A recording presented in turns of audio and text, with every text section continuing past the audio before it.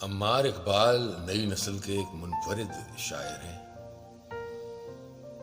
बहुत अलग सी सोच है उनकी और कुछ कुछ जॉन भाई जैसा फलसफा भी है उनकी शायरी में। उनकी एक छोटी बहर की गजल है, वो मैं आपको सुनाना चाहता हूं। रंगो रस की हवस और बस,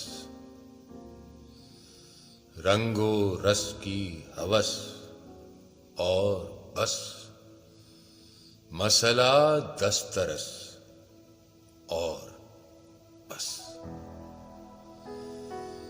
यूं बुनी है रगें जिस्म की, यूं बुनी है रगें जिस्म की, एक नस टस से मस और बस। सब तमाशाए कुन खत्म शुद्ध, सब तमाशाए कुन खत्म शुद्ध, कह दिया उसने बस और बस। क्या है माबैने सय्यादो सैद, क्या है माबैने सय्यादो सैद, एक चाके कफस और बस।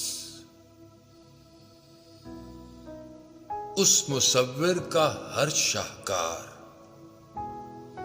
उस मुसव्विर का हर शाहकार, 60-65 बरस और बस। रंगो रस की हवस और बस, मसला दस्तरस